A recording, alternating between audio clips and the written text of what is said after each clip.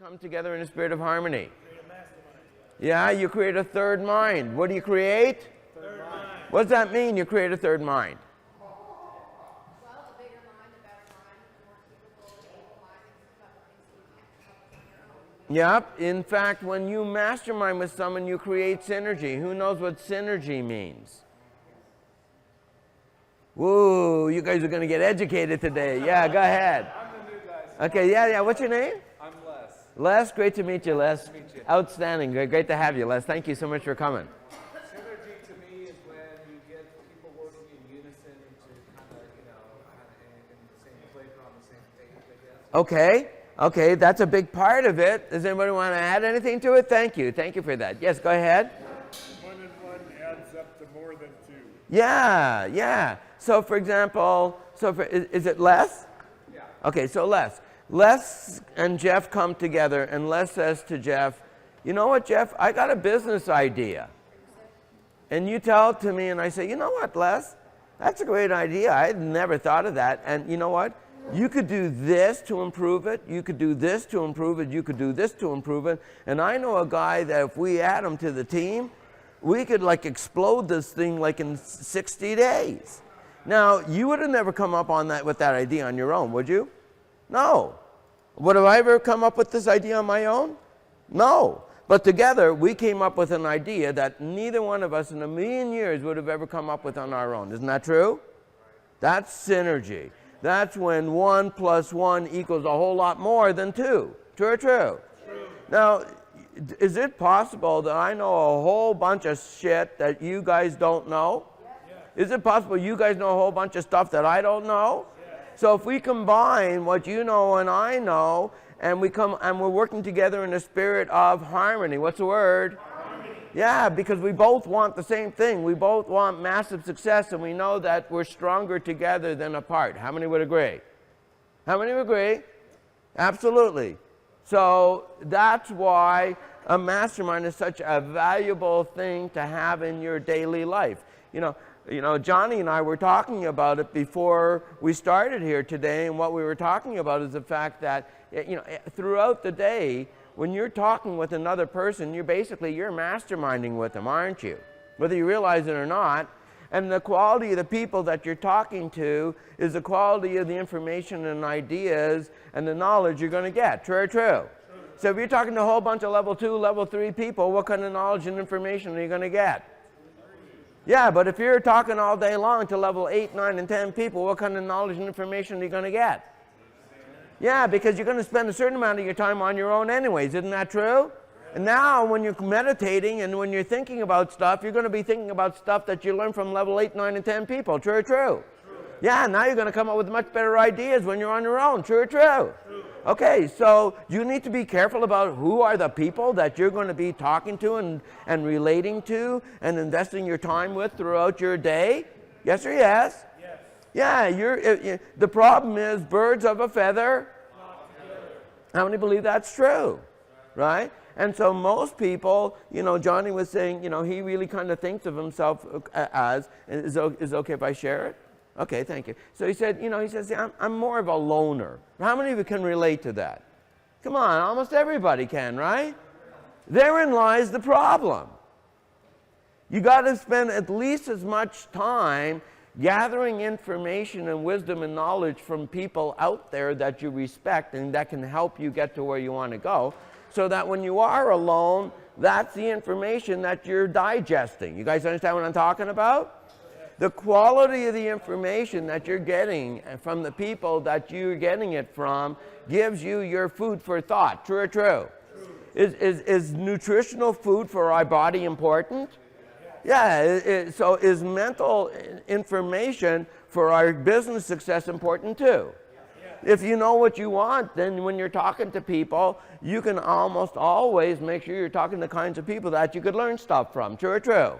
And if you start acting on what they tell you, guess what? Guess what might happen in your life? Good stuff, right? So, I'm teaching a class tomorrow night on the Andrew Carnegie $1 million secret, which is really Think and Grow Rich. Raise your hand if you ever heard of it. in the book, he says there are 13 principles in the philosophy. So how many principles are there? 13. And he says you can't pick and choose. You either take the whole philosophy or you don't. It's not a pick or choose situation here. Either you buy my philosophy hook, line, and sinker, or you don't buy it at all. And one of the steps that he said was mandatory. What's the word? Mandatory. This is not open for discussion. Good morning. Not if you're serious about accumulating this. Doing good. How many of you are serious about accumulating money? How many of you don't give a rat's ass if you have it or not? Okay, it's going to be a lot harder for Amy because you know what? Here's the thing. Money is like courtship. If you don't really want that person, chances are you're not going to get that person. You got to woo money. You got to want it. And to me, I look at it this way. Why should all of us be alive right now? Why? What is our purpose for living? And you know what? If you listen to some of the brightest minds ever, and what's his name? Buckminster Fuller said it. The purpose of our lives is to add value. What are the words? To the people of this generation and to the generations that follow. So what is the purpose of our lives? To do what? Add value. Yeah, add value, exactly. So that's the purpose of our lives.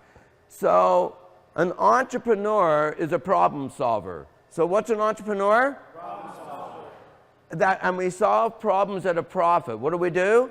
Solve problems for a profit. Yeah. Yeah, we don't just like a dentist. Does a dentist solve somebody's dental problems? Yes. Does he do it for free? No, he does it for a profit, right? That's how he earns his money. True or true? Okay. Does a gardener solve somebody's problem? What problem is a gardener solving? What else? What other problem is the gardener solving? Irrigation. What else? What if you don't want to do the work? Is he solving your problem for you? You got to still get the gardening done. I don't want to do it. I have a problem. I'll hire a gardener. He'll solve that. Yeah, absolutely. When people have a problem, they look for a solution. Our job is, what solution can you offer a group of people? Because we're problem solvers. What are we? Yeah, if you want to get rich, just look for a problem, figure out how to solve it. Because if you have that problem, what's the likelihood everybody else has that problem, or at least a lot of people? Pretty good, right? So don't look for opportunities, look for problems, and then figure out how to solve them. And then the most important part, how many of you guys would love to be able to help lots and lots and lots and lots and lots and lots and lots of help people? How would you like to be able to help lots and lots and lots and lots and lots and lots of people, and the more you help them, the more money you earn? How many would like that? Is there anything wrong with that? No. In fact, the more money you have, the more people you can help. True or true? Amy, if you suddenly had $2 million because you were hugely successful, could you do something with that $2 million even if you didn't want it yourself? Absolutely, you bet. So the question should always be, am I reaching my full potential? That should be the question. Am I reaching my full potential? How many people right now can honestly say that at this point in your life you are reaching your full potential? Come on, be honest. There's always room for improvement. There sure is. How many believe that you haven't even barely scratched the surface of your full potential? Come on, be honest. Yeah, I will tell almost all of you that the blockages you have right now, that you've had virtually your entire life, it takes decades to get through certain blockages. How many believe that's true? I mean, raise your hand if you believe you have certain blockages. And these blockages stop you from going from here to stardom, to whatever your heart desires in the next 12, 24, 36 months. True or true? Okay, so, a mastermind, and this mastermind in particular, is to help you get past those blockages. How many think that would be a great thing? All right. So the only thing I ask is that I want all of you guys to participate, but we have no sidebar conversations. Do I have everybody's agreement on that? Yes? Yes? Okay, very good. Thank you. All right, excellent. Okay, very good. And Scott, are we live streaming now?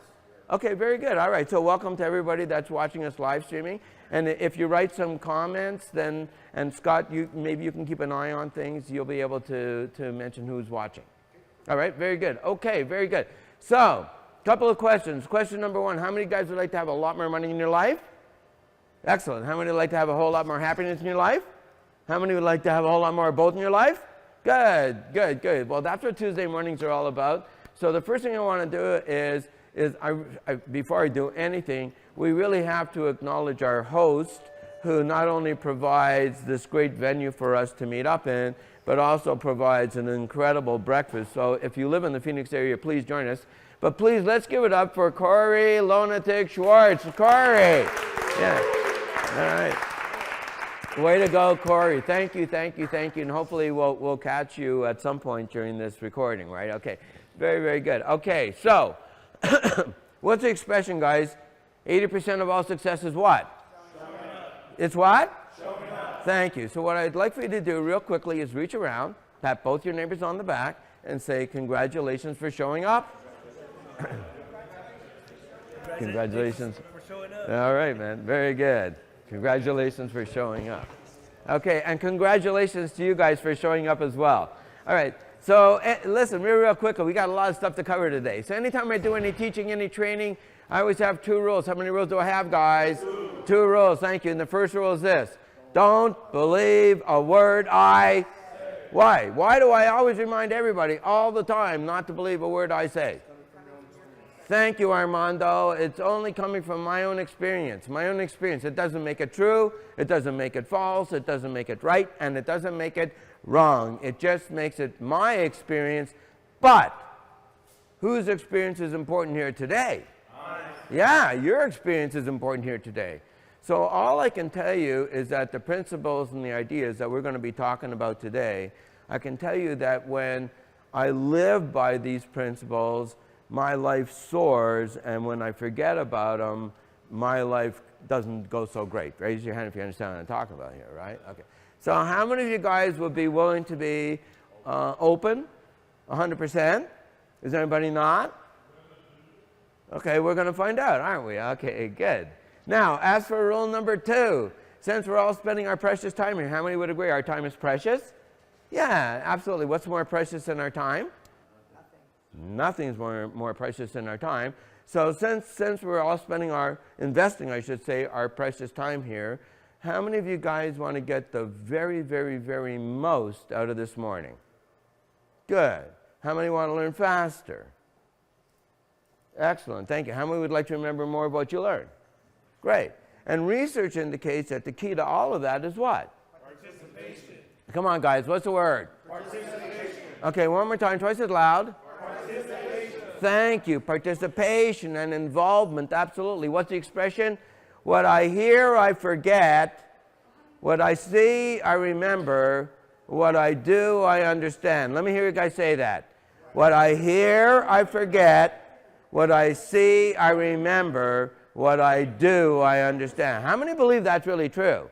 Right? When you're doing it, that's when the real learning happens. True or true? You can learn all you want about swimming. When are you going to learn the most about swimming? Yeah, you can learn all about playing the piano. When are you going to learn the most about playing the piano? Yeah, you can learn everything you want to know about almost anything. When are you going to learn it? When you're what? When you're hands-on doing it, right? How many would agree? That's right, real life experience, right? Now you're doing it. If you're not doing it, instead of, people say, I know that. When you can say, I do that instead of I know that, then you're in good shape. If you're saying, I know that, and you're not doing it, you don't really know it. You know about it, but you don't really know it. How do you know if you know something? That's the only time you know it. So if you say, oh, I know that, are you doing it? No. Well, then, you know what? You don't know it. You know all about it, but you don't know it. True or true? True. All right, and the problem is, do we lie to ourselves? Yes. Do we lie to ourselves a little or a lot? A lot. Yeah, do you think we lie to ourselves many times a day? In fact, we lie to ourselves so much we don't realize how much we lie to ourselves. True or true? Unless somebody calls you out, you'll buy all your lies, won't you? Yeah, because you believe every single thing that little voice says to you, don't you?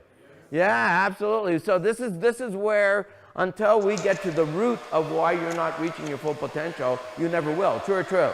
It won't matter what vehicle you use to get to the top of the mountain. If you're a loser, it doesn't matter it doesn't matter what vehicle you're going to get into. You're going to drive it like a loser, which means you're going to drive it off a cliff. True or true? Yeah. Because if you become an unstoppable winner, whatever you get into, guess what's going to happen? You're gonna win. Yeah, raise your hand if you've ever heard the expression Midas touch. What's Midas touch mean? Yeah. Do you know anybody who seems to have the Midas touch? Whatever they do just seems to work? If I touched it, you would be turned to gold. Well, I mean, but raise your hand if you know people that you say, is that what that guy's getting into? I want to get into it too, because everything he gets into, it works. Raise your hand if you know those kinds of people. Yeah. They have is it a fluke? Or because they just have the whatever it takes, call it the Midas touch, that if they say, hey, I'm getting into this business, you want to be a partner with me? We're going to crush it. And you look at their history and everything else they've gotten into. Maybe they've had a few losses. Not everybody wins 100% of the time. How many would agree? But their track record is pretty darn good. Would you want to partner up with that person? Raise your hand if you'd want to partner up with that person. You bet. Absolutely, you bet. Anyways, what I want to do is I want to get back to the book here real quickly. So what we're talking about right now is how many of you guys notice that I do ask a lot of questions? How many of you guys notice that? And what do questions do? Come on, twice as loud. You know, I'm going to remind you guys something about something. These programs, anytime you're with me, anytime you do a coaching session with me or a training session with me, this is a fantastic opportunity for you to look at how you are out there. True or true? True. How you do anything is how you do everything. True or true? True. If you're not going to be 100% in here, you're not going to be 100% out there. True or true? True. If you're going to be multitasking in here, you're going to be multitasking out there. True or true? True. So you can look and observe and see how you are in here. And if you can't be 100% totally into what we're talking about in here, I guarantee you, you're not going to be 100% totally into what you're doing out there. True or true? True. And out of how many hours are there in a week? Yeah, well, there you go. Like 160 some odd hours, 168 hours in a week. Okay, so you're spending an hour and a half out of 168 with Jeff. Is that enough? No. I mean, of personal development, of this kind of training in a week? No, because you know what's going on the other 99% of your week when you're not in here? Life. And this is where you get to practice playing at 100%. True or true? True. So you know what? Again, if you're playing at 50% in here, don't expect success out there. Because success is a vibration. True or true? True. Raise your hand if you believe success is a certain vibrational frequency. Okay, what do you think is that vibrational frequency? The vibrational frequency of success. Is it a low energy vibration or is it a high energy vibration? What do you think it is? High. Okay, if you're not vibrating at that high energy vibration, what's the likelihood you're going to be successful? No. Which is why nobody I know, or very few people I know, are successful, because everybody's vibrating at a very, very, very low level. They're using 3% of their daily creative thinking capacity. They have this, we all have this most amazing, fantastic apparatus called our mind. How many believe you have a mind? How many believe your mind can bring you everything in the world you would ever want?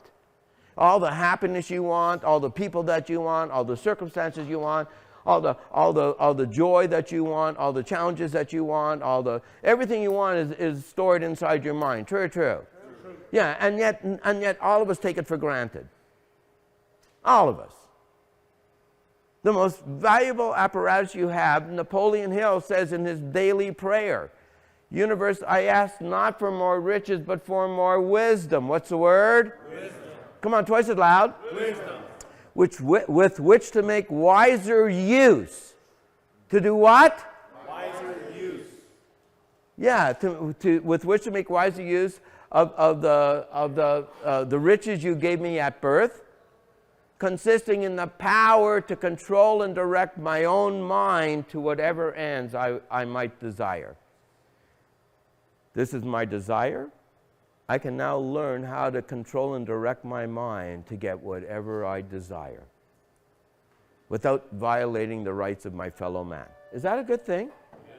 How would you love to have the ability to direct and control your mind to get whatever you desire? Would you like to have that? Yes, absolutely. Okay, it starts with an understanding of how your mind works. Most of us don't understand how our minds work. That's why we are where we are.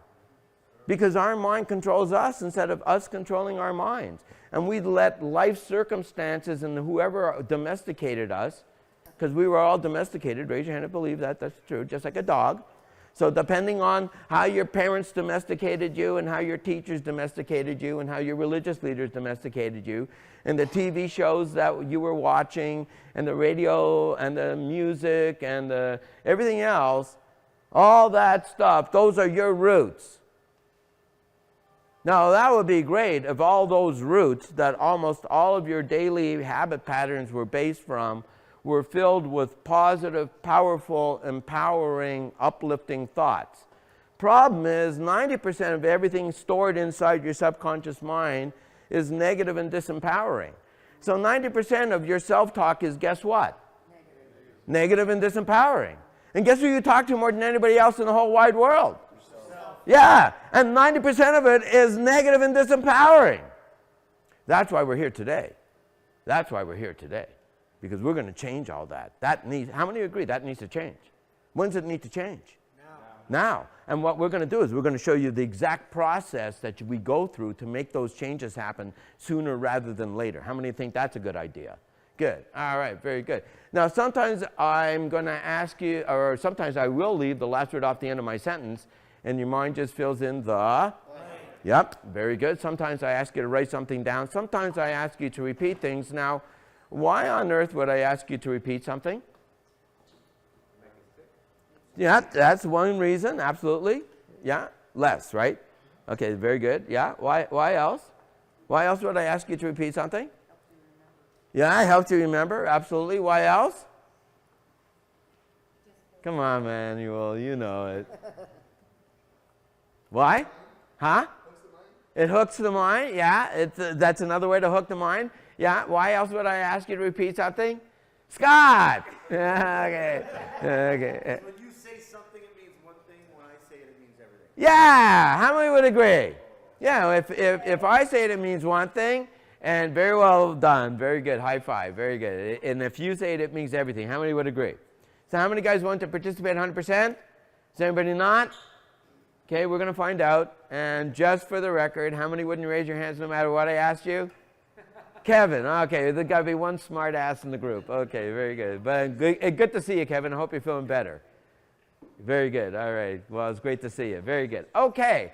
Now, all right. So how many guys want to have some fun? Raise your hand if you want to do that. Great. All right. So what we're going to be doing now is I want to get right into this book, Secrets of the Millionaire Mind. Who wrote the book? T. Harv Eker. How many of you guys have actually had the opportunity to ever be trained by him live? So I was very, very blessed. I've known Harv now since 1964. So you guys do the math. That's how long we've known each other. And Harv is now pretty much retired, but Harv was pretty much just launching the business Peak Potentials training, and it just signed the contract with HarperCollins to write this book when I hooked up with him and I became his chief operating officer, and I was living here in Phoenix, but I was pretty much commuting between here and Vancouver where we were building the company, and then wherever the events were, whether it was in Seattle or Vancouver or Orlando or wherever it was that we were doing our events, very often, because there were huge events. Right? I mean, how many of you guys have ever been to an event that had, let's say, 1,000, 2,000, 3,000 people? A big event, right? You have no idea how much work it takes to create these 3, 4, 5-day events for massive numbers of people. Raise your hand if you think it's a big, and to make it go seamlessly. How many of you know what seamlessly means? In other words, as a participant, You don't know what the hell is going on behind the scenes. Everything's running nice and smoothly on the surface, and behind the scenes, the shit's hitting the fan like every 5 minutes, right? But you don't know that. You're just having an amazing time, right? Okay. Well, to make that happen, trust me, when you're doing events in the 800, 1,000, 2,000, our camps were only more like 200, 250 people, which was a small 5-day camp. And when I say camp, I meant like out in the summer retreats. I mean, summer camp, right? And you'd be doing all kinds of outdoorsy kinds of stuff and risking life and limb and learning how to act in spite of anything, right? Mind to steel, heart of gold. We had some really, really cool programs. And Harv was a super duper genius. And when Harv invited me to come to Los Angeles to his 3-day event called the Millionaire Mind Intensive, how many of you guys have ever been to it? And if you've ever been to it out there, go ahead and say, I've been to it as well. I went to it back in 2003, and Harv at the time was pretty much the only trainer. So he pretty much did the entire 3-day event. And I can tell you the amount of energy it takes to spend like from 9 in the morning till 11 at night on Friday and Saturday, and then again like from 9 in the morning till about 5 in the afternoon on Sunday, when you're pretty much the entire trainer for those 3 days, and to do it week after week after week. I mean, Harv was the ultimate warrior. He was. I mean, you have no idea. I can't say anything but good about Harv, because Harv truly was a man who walked his talk. And I can't help but respect that. How many would agree? And for a couple of years while I ran this company, not only did I build it from a little rinky-dinky regional little company into a global organization, but not only did I love Harv and I loved all of his programs, what do you think my entire staff did? They loved Harv too. My entire staff were made up of graduates of Harv's programs. They were taking everything. And so imagine if everybody in your organization is as passionate about the programs and the products as the students are, because they are the students. So when it came time to market and sell and promote, do you think that we had a hard time marketing and selling and promoting our programs? Because everybody in the entire company loved it. That's why it's great to build a company culture where everybody loves coming into work every day, because they know they're building a company that's going to help thousands and thousands and thousands of more people. And as the company grows, are there going to be opportunities inside the company for them? Yeah. So, I mean, I would love to do the same thing here in Phoenix and then duplicate it all across the country, ideally, because I know enough people here right now that understand that personal development is at the forefront of your success. How many would agree? Until you invest your time in yourself before you invest time in any business or any other kind of knowledge, invest in growing yourself into the right person first. How many would agree? Right? And are you going to learn it overnight? No. Let me ask you something. Why would somebody want to invest $100,000 or $200,000 in 2 years of their life to get an MBA? Why? Why? It happens all the time, every year. Mom said it's the right thing to do. Yeah. Why else do you think people will be willing, or sometimes they've been working, they're willing to quit their job, go back to school 2 years, get their MBA? Why do you think people do that? Opportunity. What about opportunity, Les? Well, they think that they're banking on the fact that they can get some kind of a job that will make their lifestyle better and things of that nature. Okay. Yeah, that's one, that certainly. Or what about they want to go into business for themselves? Right? They say, hey, if I take the right marketing and sales courses in my MBA program, by the time I graduate, I could be ready to do something. True or true? Yes. They're willing to invest. Now, do they expect that they're going to learn all this stuff in a day? No. A week?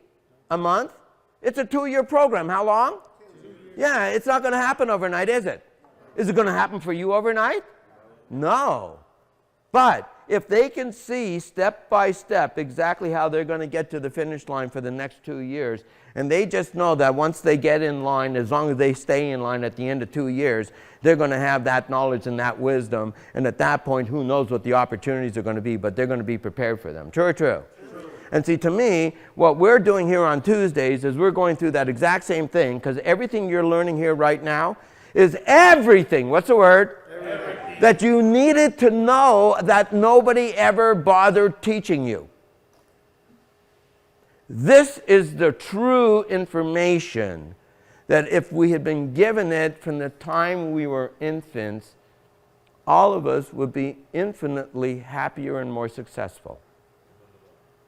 And none of us got it. And now here we are as adults, and maybe for the first time we're becoming aware that this wisdom and this knowledge is available. And if we simply just use it in our lives can explode for the positive. How many would agree? And that everything that you've experienced up to this point in life was simply learning experiences, so you'll know what to do and what not to do in the future. True or true? But the future is as bright as you want it to be. True or true? And it's simply, you have to make up a new story because you're going to have some new beliefs to replace some of these old beliefs, right? So Harv hired me. We helped him run the business. And Harv always wanted to marry all of you guys. And in the first part of the book, he says, it begins with this formula. This was your formula. This is your formula. This always will be your formula in life. Thoughts lead to, feelings lead to, yeah, it's called the process of manifestation. TFAR. That's right. Now, where do our thoughts come from? Where do our thoughts come from? Our thoughts come from the programming or the conditioning or the information that we received in the past, primarily from certain groups of people. So who do you think, as you were like in your very formative years, 0 through 6, who had the biggest influence in terms of the programming that went into your creating your thoughts? Your parents, yeah, mom and dad. Who else? What's that? TV. Who else? What was that? Grandparents, absolutely. Who else? Teachers, neighbors. Who else? How about media? Yeah? How about television? How about music? The radio stations, right? All that stuff, it's throwing all kinds of information inside your head. You're 3, 4, 5, 6 years old. Raise your hand if there was a good likelihood you watched TV before you were 6. You may not even remember what you watched, but was that information being thrown into your head? Yes. Yeah, absolutely. Were there commercials being shown? Yes. Raise your hand if there were commercials being shown. Yeah, okay. So were you being taught from as long as you can remember to be a consumer? Yep. Yeah, what do commercials do? They sell you, right? Yeah. I got a story.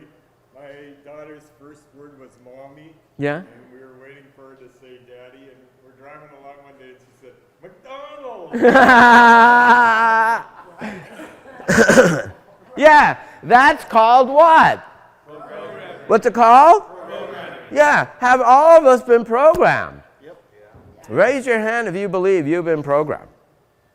Okay, so Harv says in the book, before we get into the 17 wealth files, which is how we're going to reprogram ourselves, he says we have to understand how we get programmed. We have to understand how do we get to where we are right now. And very often you have to go back deep inside your roots to figure out what did you hear, what did you see, what did you experience that caused those roots to be planted. You guys understand what I'm talking about? That's very, very often in therapy, they want you to go back to your childhood and recall things that may have happened in your childhood that you've never thought about, it's like forever. You guys know what I'm talking about? Yes.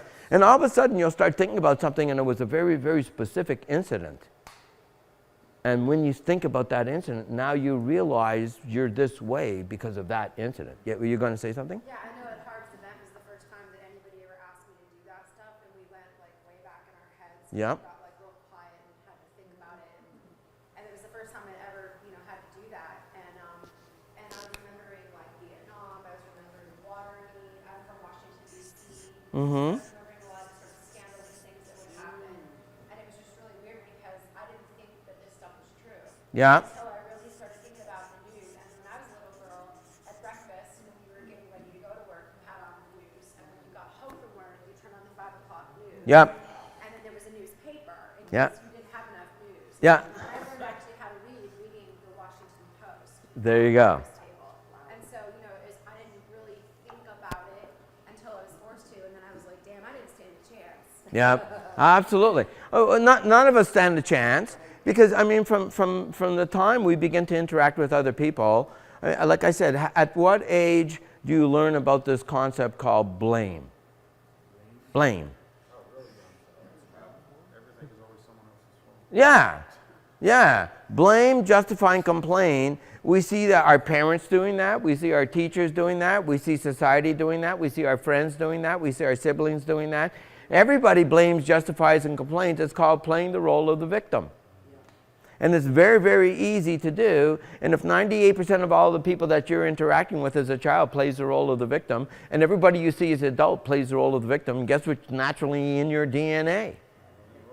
And instead of taking 100% accountability and responsibility for your life, it's always somebody else's problem. True. It's the president's it's because of the president, or because of Washington, or because of my boss, or because of my advertising manager, or because of my sales team, or because of my upline, or because of my downline, or because of my employees. It's always everybody else's problem except our own. True. We're great, aren't we? Yeah, if everybody else was as great as us, and we don't ever realize that the problem is that until you take full responsibility for your life and stop pointing the blame at everybody else, you know what? You say, hey, it was my business partner. It's his fault. Well, hey, who picked your business partner? Well, then maybe you have a little bit to do with the blame. Maybe in the future you better be a little bit more careful who you choose as a business partner. True. Maybe you need to become a little bit more prepared and have a little bit better judgment when you're going to choose who you want to do business with. True. Okay, well, whose fault is it? The fact that you chose somebody that was not reliable or that was a crook? Okay, is that their fault? Or is that your fault? Okay, well, what's the lesson to be learned? That you can't trust anybody in the future? Some people, they have one bad experience and they draw a conclusion. What's the word? Conclusion. That if this is what happens, this is what always happens, and now that becomes their belief. Raise your hand if you believe that's true. That may only be true some of the time. In fact, that may be true maybe only part of the time, but here's what happens to us, especially when we're kids. We have an incident happen to us. Raise your hand if you ever had incidents that happened to you. We drew a conclusion based on what we experienced as this little child. We generalize that conclusion, and that becomes our belief for the rest of our life. Did you understand what I just said? Raise your hand if you understand what I just said. This goes on all the time, which is why when I say don't believe a word I say, I don't want you to believe a word you say. In fact, don't believe a thought you think.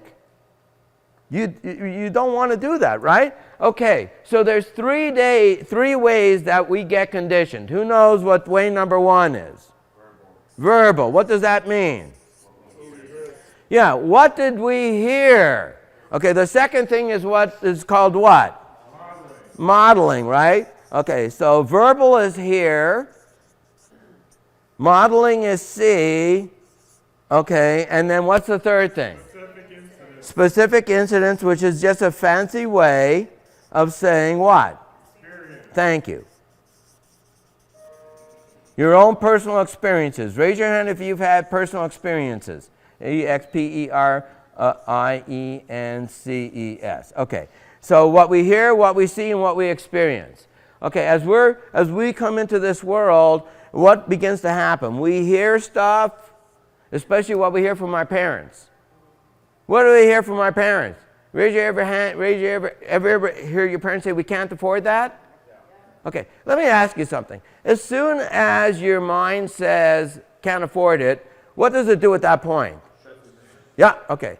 So the question that we should have all been programmed with is not, we can't afford it. The question is, how can I afford it? As soon as you ask that question, does your mind shut down? No, now you have a chance to be what? Creative. What's the word? Creative. And come up with an answer. True. Okay, but as soon as you say, can't afford it, done. Now, when should you have been taught this? Then instead of saying can't afford it, you should, your parents should have said, well, you know what, Johnny? You want this truck right now? We don't have this toy. We don't have the money for it right now. How can we afford it? You know what? You get an allowance, and if you want, you can start saving up your allowance. And after 4 or 5 months, you'll save up enough money. Now you can afford it. How about that? Or, you know what? You've got some baseball cards. Maybe you can sell these baseball cards, make some money, and the money you make from the baseball cards, you can now afford to do this, right? And now, when would be a good time for kids to learn this stuff? Day one. When? Day one. When do you wish you would have learned this stuff? Yeah, what else did we hear? Raise your hand if you heard it takes money to make money. Raise your hand and believe that's true. Even if it is true, does it have to be your money? No, it doesn't have to be your money at all. It could be other people's money, true or true. And I can tell you it's absolutely bullshit that it takes money to make money. You know what? I'm telling you, I'm doing this on a regular basis now where I partner up with somebody. We create a program. We sell it out of thin air. Now we have money. How much did it cost for us to create that money? Nothing. Zero. Nada. What's that? It takes creativity. Raise your hand if you agree. It takes creativity. Now, when do you think you should have been taught this? When should this become part of your DNA? Yeah, but it's not. It's not. So, and not only do we hear verbal things, what do we hear about rich people? Rich people are what? Yeah, right. Yeah, rich people get their wealth off the sweat of the poor. Raise your hand if you think people believe that. Absolutely. Well, if you believe that, and you don't want to be seen as one of those rich people, then you can't ever get rich, can you? It's impossible to not want to get rich and get rich. You got to want it. You got to want it badly. And in my opinion, you shouldn't want it just for the money. You should want it because you truly, truly, truly believe the value that you're offering, the problem that you're solving for the people that you're solving it is life transformational. Because how much is that worth? If I can transform all of you guys into hugely successful entrepreneurs, how much is that worth? It's priceless. How much is it worth? Because once you know the secrets, who can you show this to? Who can you offer this to? Yeah, who needs it? Everyone. But nobody has it. You guys understand? Yes.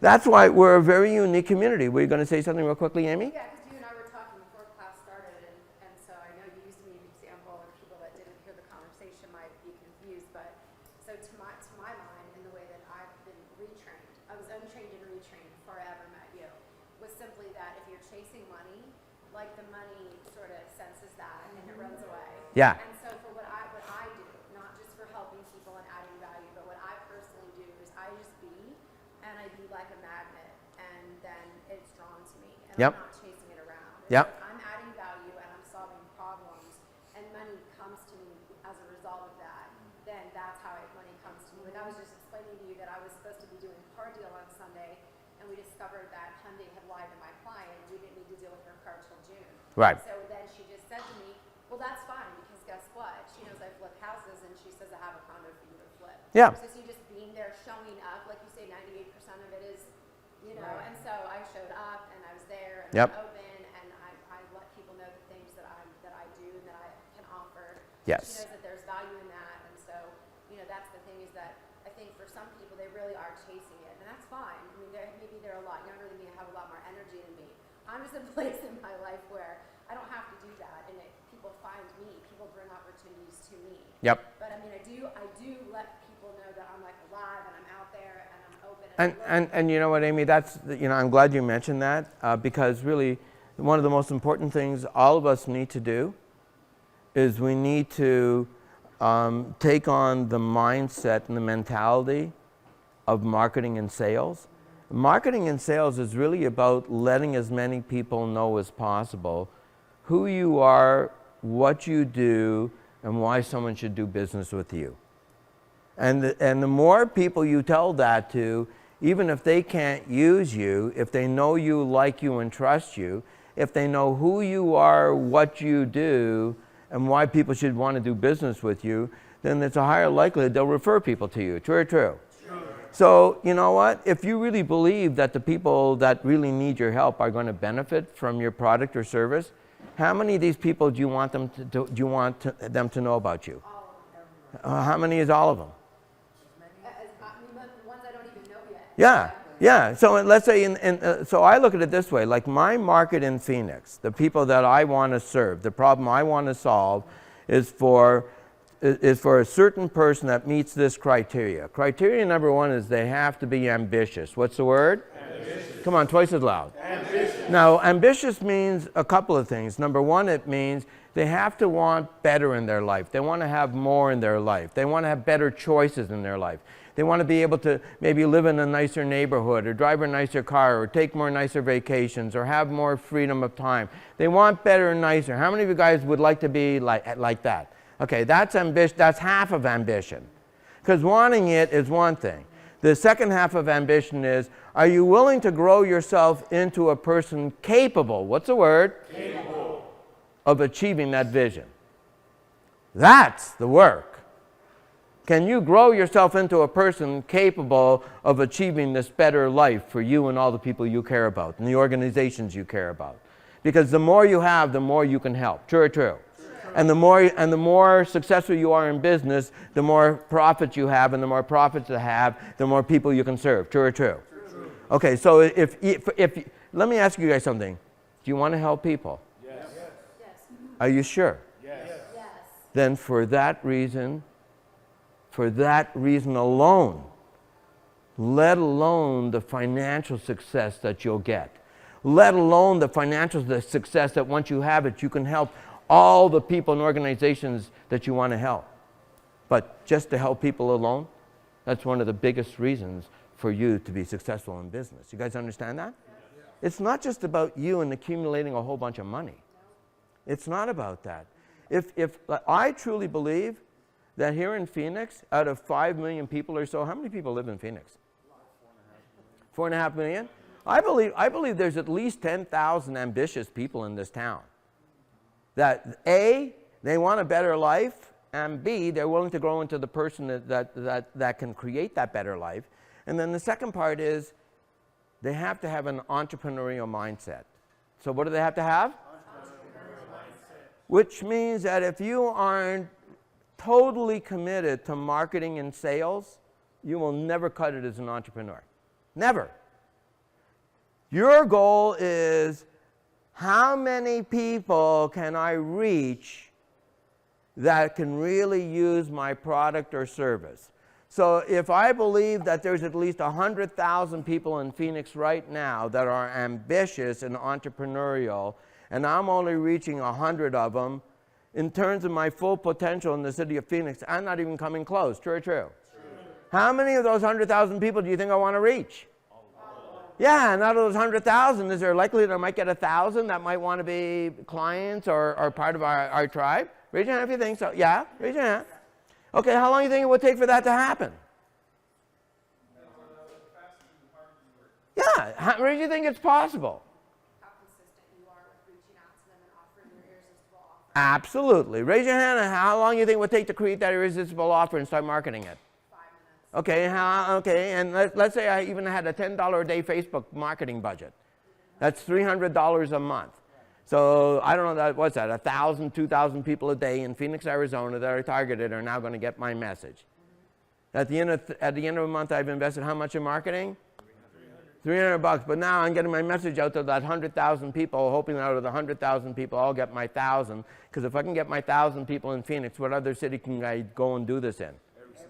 Yeah. It's also not just who you know, it's who they know. No question. Yeah, 'cause people get mad at me and go, why do you have 5,000 friends? You don't possibly know 5,000 people. I'm like, first of all, you don't know me. Because I've lived all over America, and most certainly do know a lot more than that. And then I don't even care about that because, like I might say, my mom has cancer, she lives in North Carolina, who knows an oncologist in North Carolina.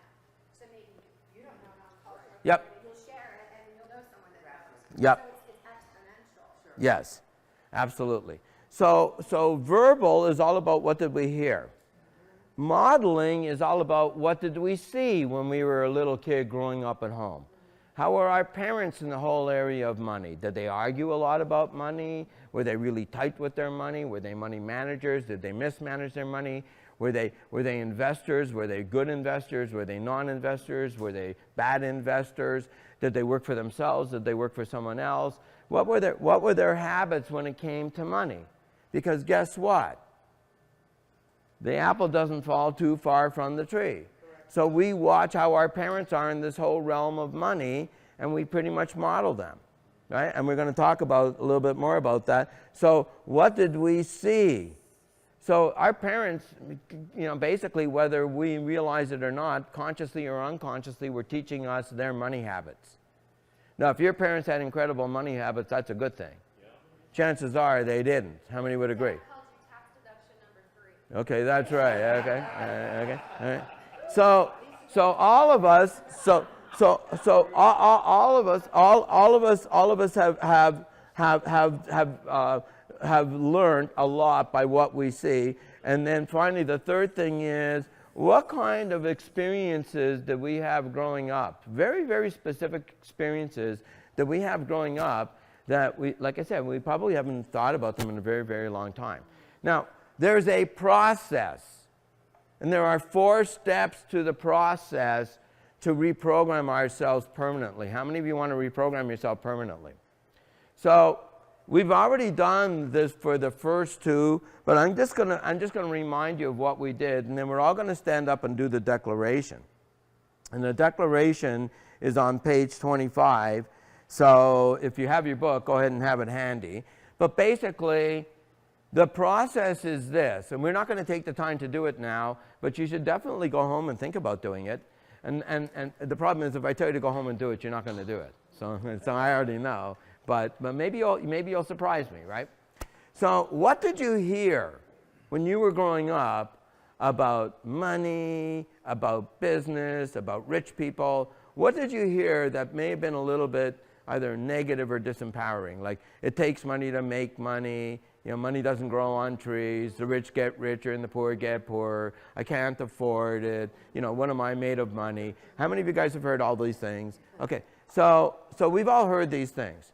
So realizing it now that you've heard all these things and they're planted in your subconscious mind, how has hearing all of this bullshit, pardon my language, but that's what it is, how has it affected your life and the decisions that you've made in your life, especially when it comes to money? Because of all the stuff you've heard, like we can't afford it and it takes money to make money. And how has that affected, and how has it affected you maybe in not taking certain actions you probably could have been taking or should have been taking? Very important to understand that, right? So that's number 2, which is, so number 1 is awareness. You have to become aware. What's the word? Aware. Of what did you hear that's been planted. There's seeds now inside your mind. They're more than just seed. There's roots and there's trees. Unfortunately, they're poisonous, but they're there, right? So the first thing you got to do is you got to become aware. What's the word? Aware. Now the second thing is you need to have an understanding. What's the word? Understanding. Yeah, how has this belief system affected my decisions in my life? Has it helped me become a happier, more successful person? Has it made me make decisions that have held me back from being the kind of person I know I'm capable of being? How has this affected my decisions? And for the most part, for almost all of us, it's definitely, God bless you, it's definitely held all of us back. Raise your hand if you believe that your belief system more than often has held us back. Okay, so the third thing is this. Number 1 is you have to understand that your beliefs, are they true or false? Are they? Beliefs are neither true or false or right or wrong. They're just a story that you've made up based on the information you have up till this point. That's all they are. They're your best guess based on the information you have. If I gave you a piece of information that you didn't have, it's entirely possible you could switch from one belief to a totally different belief. Isn't that true? Yes. One new piece of information is all it takes. If you're missing that piece of information, you believe one thing, and then all of a sudden you get that new piece of information, you think something totally else. How many of you agree with that? Have you guys ever watched like a Perry Mason show where first it looks like the guy's got to be guilty as all hell, and then okay, you're right. Okay, you're right. Okay. Like these courtroom shows where you see, or a movie where the prosecution begins and they give their case. And by the time they're done, they say, Les did it, man. God bless you. He did it. There's no doubt about it. And you're watching it and you're saying, man, this guy's guilty of sin. And then the defense comes up and they give you a whole different side to the exact same story. And by the time you're done, they're saying, there's no way in hell he could have done it. No way. But if you only hear one story, you're convinced, I know the truth. The truth is you're guilty, man.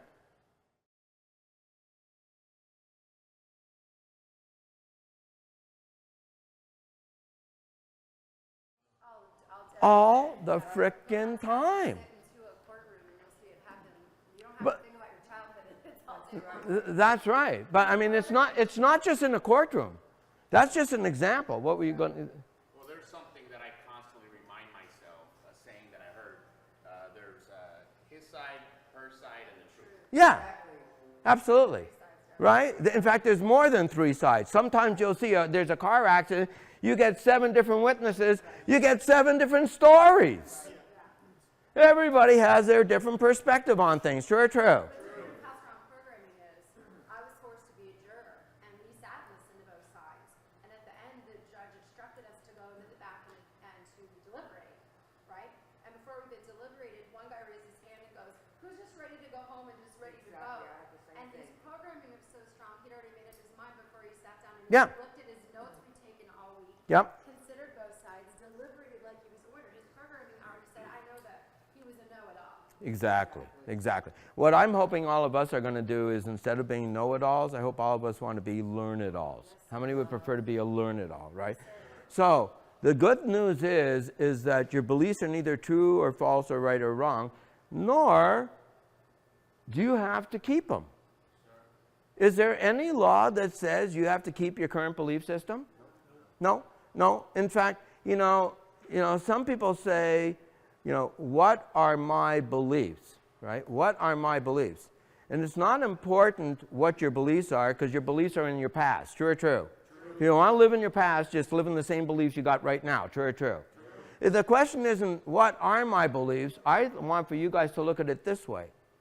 What do I want my beliefs to be? What do I want my beliefs to be? Not what are my beliefs, because your beliefs are not true or false or right or wrong. They're not part of who you are. You're the container. Your beliefs are inside your container. True or true? They are not you. If you want to get rid of old beliefs and you want to come up with new beliefs, raise your hand if you can. When can you make that belief? When can you make that choice? So imagine you said, okay, what beliefs would be the best for me to adopt for me to live a happier, more successful life? Well, let me look. Well, this belief I can keep, this belief I can keep, this belief I can keep. These 3 beliefs right here, I don't really need these beliefs anymore. They don't really serve me. And what other beliefs can I have that will support me in the success of my life? Raise your hand if you could do that. Is there any law that says you can't? No? If you wanted to do it, when could you do it? Right now. And what's stopping you from doing it? Okay, so the only thing you need to do right now is to begin by disassociating. What's the word? Disassociate. You say, you know what, these beliefs that I've had until now, God bless you, do not serve me. Raise your hand if you believe you have beliefs inside of you right now that do not serve you. Why do you keep them? You have a choice. But the problem is we live unconscious lives. We have these beliefs pop up all day long. We don't even think about them. We just do them. We just agree. We don't even question it. Well, I'll do it tomorrow. We'll find an excuse to procrastinate. We'll find an excuse why, well, I don't have the money right now. I mean, whatever excuse we need to find, we'll find it. True or true? True. Our minds are an excuse-generating machine. Instead of looking for reasons why we can, it's programmed to figure out reasons why we can so we can stay right inside our comfort zone. True or true?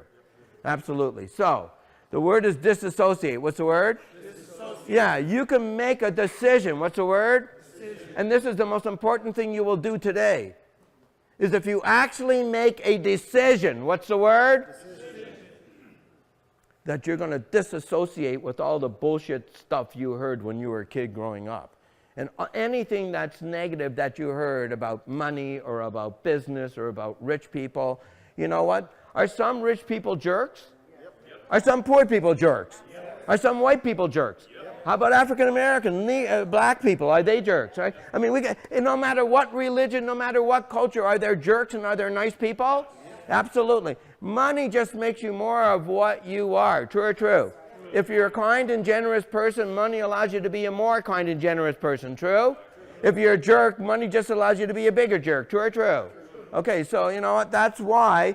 So again, if you understand that step number one is you need to become aware. What's the word? Aware. What were the things you heard growing up? Number two is how has those beliefs, those phrases, those ideas, that belief system, how has it affected the decisions you've made in your life up until now? How have they held you back from being who you should be? Number three is disassociate. You don't have to keep that belief system anymore. Who's putting a gun to your head and says, you got to keep believing this bullshit? Who? I am. Nobody is putting a gun to your head and saying, you got to believe this stuff. You can pick and choose your own beliefs. True or true? Really, I believe you could do that. Okay, so the fourth step is reconditioning. So the declaration is, why don't we all stand up on the count of three? 1, 2, and 3. Whoa! Thank you. Okay, so if you have the book, great. If you don't have the book, find someone that you can share it with. And it's on page 25. Place your hand over your heart. Okay, everybody good to go? Okay, we'll wait one more second here. Okay, hand on your heart. Okay, all together. What I heard about money isn't necessarily true. I choose to adopt new ways of thinking that support my happiness and success. Okay, turn to both your neighbors, give them a high five and say, you have a millionaire mind. All right, you have a millionaire mind. You have a millionaire mind. All right, have a seat, guys. Have a seat.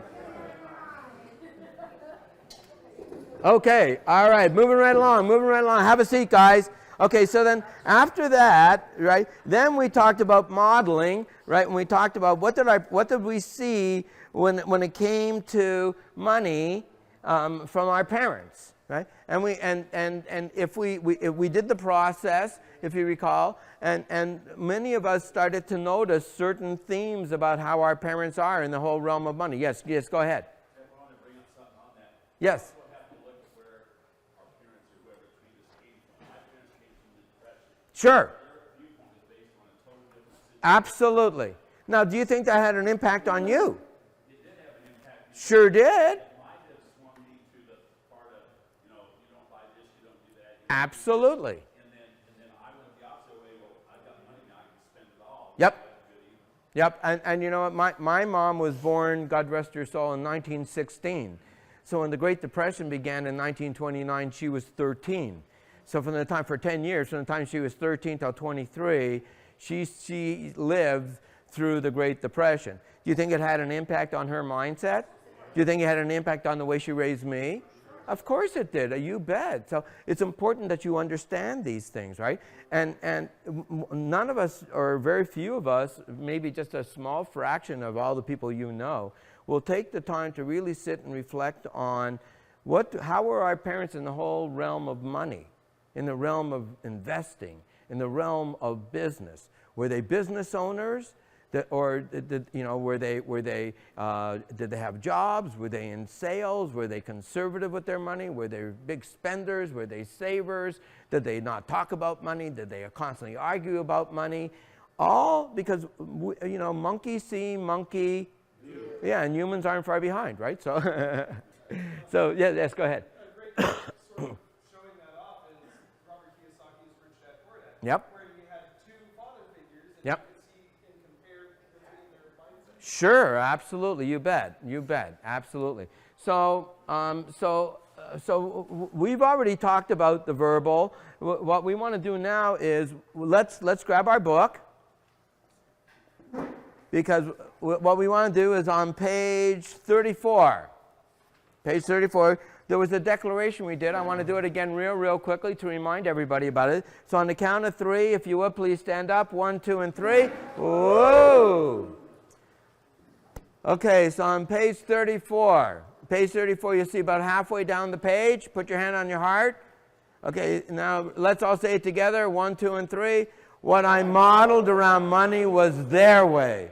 I choose my way. Okay, turn to both your neighbors, give them a high five and say, you have a millionaire mind. You have a millionaire mind. Okay, you have a millionaire mind. All right. Okay, now the third area is called specific incidents. And in the book, you know, Harv talks, he gives a couple of stories about situations and very, very specific incidences where this was the experience that these people had as children. And because of the experience they had as a child, it affected them. And he tells the story about, I'm trying to remember her name, Josie. So Josie is in a Chinese food restaurant as a child with her parents, and they're eating dinner, and their parents are having an argument about money. And in the middle of the argument, her father has a heart attack at the table and falls to the floor. And Josie was in swimming, so she knew about CPR. So she immediately began to do CPR on her dad, but her dad died in her arms. So imagine a little girl, and now her father is dying in her arms. Can you imagine that? Okay. So she comes and she tells this story, and now she says that she's a nurse, but she is always broke. And so after she tells the story, Harv says, well, you know, maybe the reason that you became a nurse is because you felt an obligation to help other people, like you're still trying to help your dad to this day. And the reason that you're always broke is because your dad died having an argument around money. And so guess what you associate money with? Pain. And the best way to get rid of the pain is to get rid of the... Does that make sense to all you guys? So once Harv and at the event, we reframed her mindset around this. Within a year, she had left the nursing profession because she really honestly didn't want to become a nurse. But now that she understood money blueprints, she became a financial planner because she really wanted to help people, and she felt that the more she understood about money management and money blueprints, the better she could do at helping those people. Does that make sense? Yes. Okay. Now instead of her root for money being pain, now it's from helping as many people as helping as many people as possible. Helping as many people as possible. Helping as many people as possible. Helping as many people as possible. Helping as many people as possible. When that becomes your mantra in business, not as a hobby, you can take one day a week and donate your time. The rest of the time you're building a business, which means you have customers and you have clients. The more customers and clients you help, the better their lives are and the more successful your business is. True or true? True. Are you solving somebody's problem? If you truly believe you can solve somebody's problem and you know who those people are whose problem you can solve, how many of those people would you like to solve their problem? As many as possible, right? I can tell you from my own personal experience something that happened to me that once it happened to me, it changed my life dramatically. And what that is when I was about 10 years old, I went to visit some family in Toronto. And these are cousins the same age as me, and their dad, we all called him Big Sam, and Big Sam was like this amazing entrepreneur businessman. And I was visiting with my cousins, and Big Sam comes home from work and says, we're going to go to the most expensive restaurant in Toronto. He says, I'm going to teach you boys a lesson today. And I was 10, and my cousin Michael was 10, and my cousin Howie was 9. And we go to this fanciest restaurant, and I didn't come from a wealthy family, so to go to a fancy restaurant was like a really big deal. You guys know what I mean? I mean, this is like high end. You know, if you've never been in like a really high end restaurant, it's a big deal, right? And back in in the 60s, you actually had to get dressed up. It's not like today where everybody just goes in like a slob. But right? But back then, right? So he says, now listen, boys, I want to teach you guys a lesson. And again, just to give you where I'm coming from, my mom owned a little clothing store, a children and women's clothing store. And she would sell stuff for $10, $20, $30. If she made a $100 sale, that was a really big sale, $100. The typical sale was anywhere from $15 to $25. So lots of small sales. And she paid herself a salary of $200 a week. So in 1964, she was making $10,000 a year, which wasn't a low salary, but it certainly wasn't a high salary, right? I mean, but $10,000 a year, that's what she made. And I knew that because I did payroll. And I was 10 years old, and I helped out my mom. She taught me how to do payroll, how to take out the taxes, how to put the money in the envelopes with the little payroll stub. Because back in that day, when people got paid, they got paid in cash. Yeah, this is way back. Right? So I knew how much my mom made. Anyways, we're with this guy, Big Sam, and he says, boys, I'm going to teach you guys a lesson today. I want you to remember this the rest of your life. And this is a very, very specific incident, an experience I had that changed me. He said, this morning I got a call from a jobber. And I had no idea what a jobber was. How many of you guys don't know what a jobber is? Yeah, a jobber is a guy that what he does is he gets access to closeouts. He's got inventory. This company has inventory. They need the space for the next year's stuff. This stuff's got to go. Whatever we can get for it, we'll take. It's costing us money to have it in the warehouse. Get rid of it. I don't care what we sell it for. You guys know what I mean? That's called the closeout of closeouts. Okay. So this guy, he finds out about these deals, and then he goes to people and he offers them. So he never has any inventory. He's like an affiliate guy, right? In modern day, an affiliate guy. So he has no products. He just finds companies out there that have a shitload of products they need to get rid of ASAP. If they can get pennies on the dollar, if they can get a penny on the dollar, they're happy because it's costing them money. So this guy calls Big Sam and says, I got 1 million Hallmark birthday cards. Now back in 1964, a Hallmark birthday card cost $1. And they wholesale for about 25 cents. So that's a good markup. You know, if you buy something for 25 cents, sell for $1, you're quadrupling your money, right? You're getting your money back plus 3 times that in profit. How many think that's not bad? You sell a lot of cards, make a lot of money, right? Don't sell a lot of cards, you don't make a lot of money. But the profit margin is there. Anyways, this guy calls up Big Sam and says, I've got 1 million of these cards and I can't sell them in lots. You got to buy the whole 1 million at once. But I'm selling them for 7/10 of a penny each. Not even a penny a piece. So 1 million of them at 7/10 of a penny equals $7,000. Now in 1964, $7,000 wasn't like a drop in the bucket. What's that? It's almost a year's salary for your mom. That's right. Exactly. $7,000 was a big chunk of change. So Big Sam says, well, listen, you know what? He says, I just finished a couple of deals. I just bought some things. I got some money moving between bank accounts. Would you give me 24 hours to make sure that, I've got the cash to do the deal because I don't want to say yes to you and then not come through. So would you hold that deal exclusive to me for 24 hours? And the guy says, yeah, sure. So he gets on the phone and he knows like the buyer for Sears all across Canada. You think Sears sells Hallmark birthday cards? Yeah, they do. And he knew a whole bunch of other people. And he calls up this guy and he says, listen, he says, I just got my hands on this incredible smoking deal. I've got 14 people to call. You're the first person on the list, so no pressure on you whatsoever.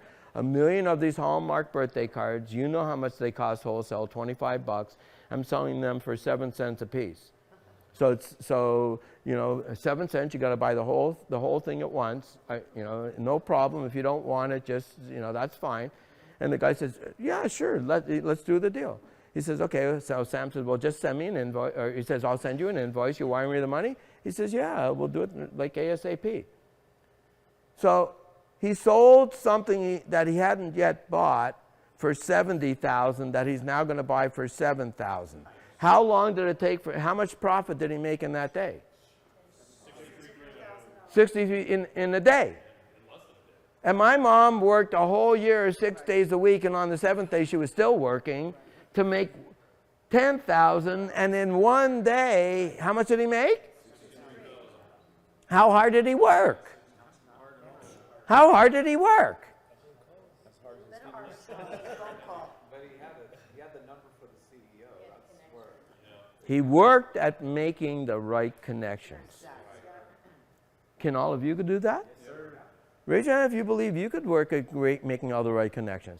Not only did he have the right connections so that when people had the deals, they came to him first, but once he got the deal, he had people to sell them to. He had on both ends, right? The inventory coming in, and he was just the middleman. That's all he was, wasn't he? How much fulfillment did he have to do? None. Was that a good business model? Yeah, if you see Odd Lots or whatever these stores are, they're basically doing what he did, and still, his kids still do that, okay? So do you think that had an impact on my attitude around entrepreneurship, business, successful people? Yeah, and on top of it, he was the nicest, funniest guy on the planet.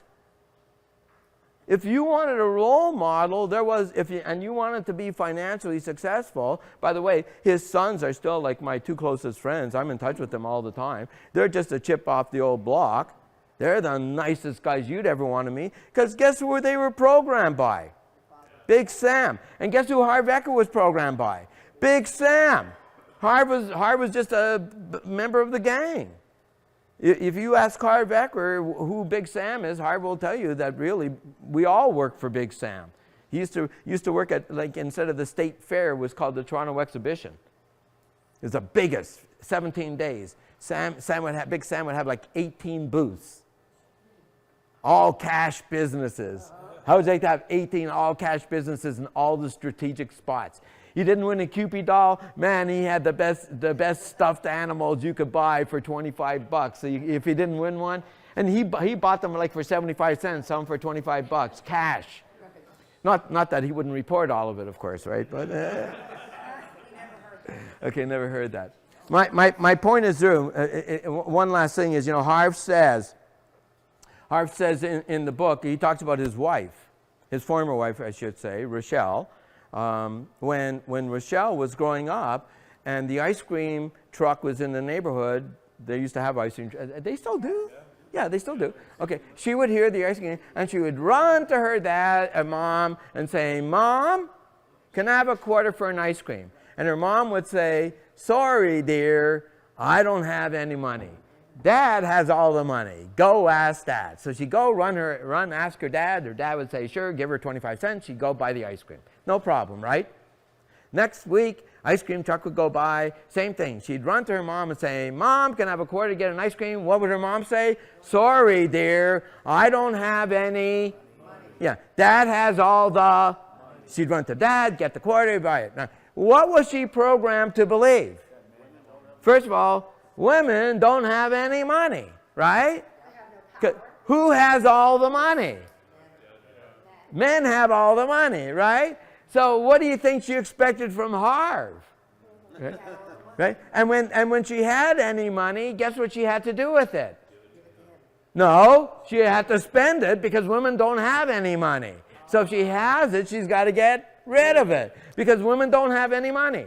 Because women don't have control of the money or they don't have any of their own power, right? Well, that's what she saw growing up in her house. She saw her mom didn't know how to do the bank accounts, didn't know how to... Dad took care of the money. So a lot of how many women grow up in a household or kids, females, where dad takes care of all the money? Everything is through dad. So what do women learn about money? Men take care of all that stuff. That's not my thing. I got to learn how to cook, or at least in the old days, right? Take care of the house, be a good mom, that kind of good stuff. But men are the providers. They're the ones that need to know how to do all this stuff, not me. And that's what a lot of women believe growing up, right? And that's why it's important to have a lot of, in my opinion, female role models of strong, women that are out there making a dent in the entrepreneurial world, because it's almost all male dominated. Women have, maybe part of it is women have such a soft soul, I think maybe more than men, that they want to help rather than, and they want to help to the point where they don't really want to charge anybody. You guys know what I mean? They just want to give it away. And you know what? We think we're doing people a favor. I'm not doing you guys a favor by allowing you guys to come here for free. Because if you believe that free is what is all it takes, you know what kind of people you're going to attract? People feel the same way. How many of you want clients where they only want free? No. You know what? And so there's, if you get it for free, the expression is you value something to the extent that you've invested in it. So how much have you invested to come here? Well, other than your time, right? But what I'm saying is that other than your time, how much does it cost for us to go to public school? Maybe that's why people, don't value it very much, is because it's free. Free public education. Everybody gets it, right? So, I mean, not that it's good, right? So to me, I want to do the declaration because we have a lot of non-supportive money experiences. We have a lot of very, very, very negative money experiences that all of us have experienced in our life. And on page 40, page what? 40. Yeah, we have this third declaration to talk about all the experiences we had and a declaration to clear ourselves from that block. So on the count of three, everybody please stand up. 1, 2, and 3. Whoa! All right, very good. So put your hand on. Count of 3, 1, 2, and 3. I release my non-supportive money experiences from the past and create a new and rich future. Turn to both your neighbors, give them a high five, say, you have a millionaire mind. You have a millionaire mind. You have a millionaire mind.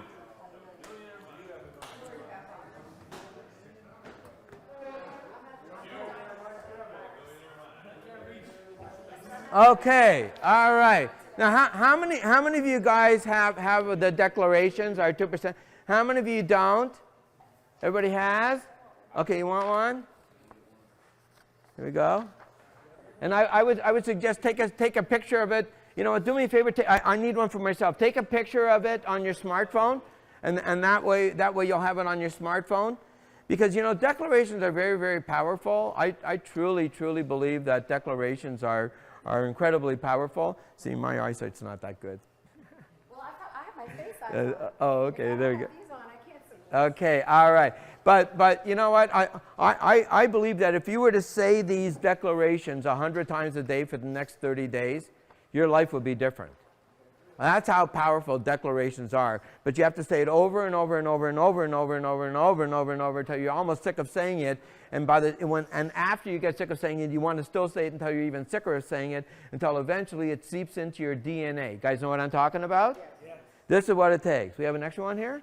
Oh, okay, good shot. Okay, very good. Very good. All right, good. All right. So on the count of 3, again, let's everybody stand up. 1, 2, and 3. Woo! Very good. I love your enthusiasm, Amy. Okay, so we're going to do all these declarations. Now, when you say them, A, put your hand on your heart, and B, say them like you really mean it. Say it like these are words, because words have power, and the more deeply you mean it when you say it, the more value you'll be in these declarations. Okay, so here we go on the count of 1, 2, and 3. I commit to my personal development. Whatever I do at 100% or not at all. How I do anything is how I do everything. I say what I mean and I mean what I say. I choose financial freedom and the lifestyle it provides. My goal is to create passive income streams. I will master the skills and mindset of business. I will never quit until I succeed. I have a millionaire mind. Turn to 3 of your neighbors, give them a high five and say, you have a millionaire mind. You have a millionaire mind, right? You have a millionaire mind. Okay, Randy. Okay, you have a millionaire mind. All right, have a seat, guys. Have a seat. Have a seat. Okay, good job. That's outstanding. Okay, give yourselves a round of applause. You guys are all amazing. Great job.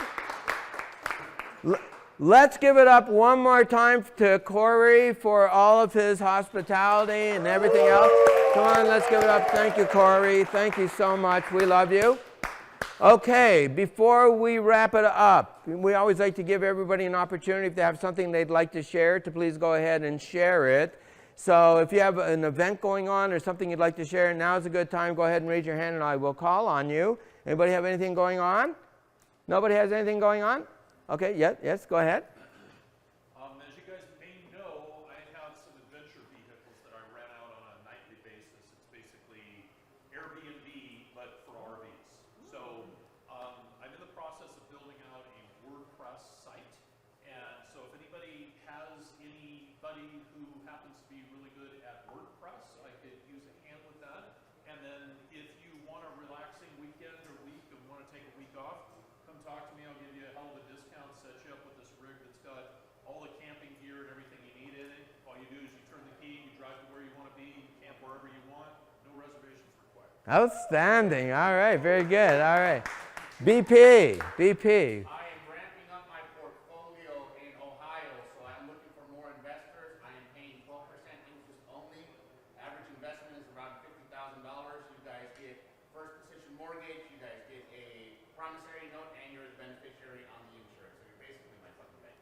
Okay, very good. All right, very good. And what was the interest rate?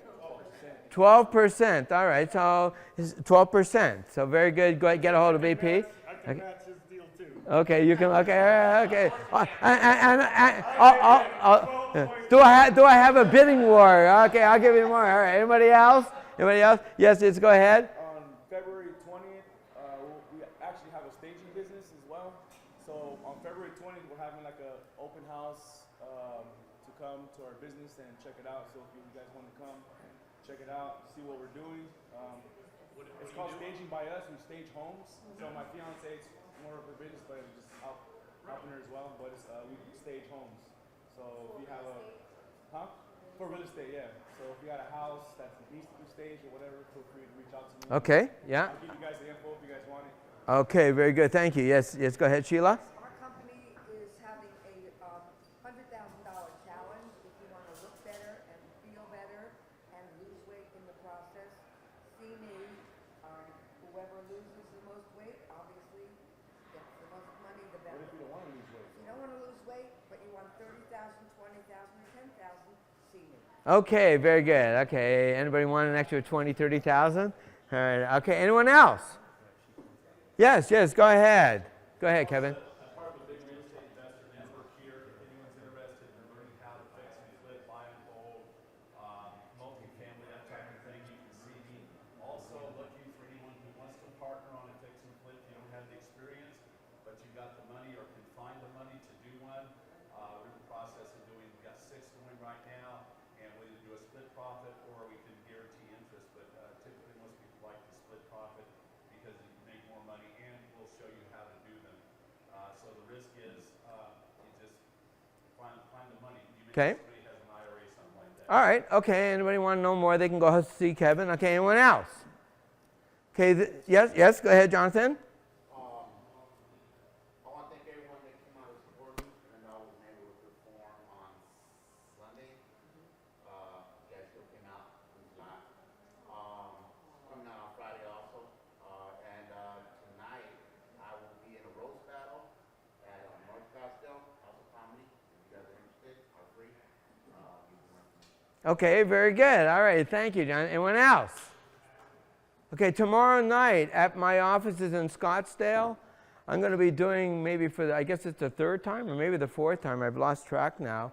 An evening where we're going to be talking about the 13 steps in the Andrew Carnegie strategy and philosophy, the secret for financial success. And it's a mind-blowing 2 hours. We have 30 minutes of networking beforehand. We put out some treats for you guys to nibble on. And then it's 90 minutes of really, really amazing content on the 13 steps and how it'll revolutionize your life. So if you haven't registered for that yet, be sure and register. If you don't know how to register, get a hold of me and I'll send you the link. Yes, go ahead. For those that are past attendees, Yep. Friday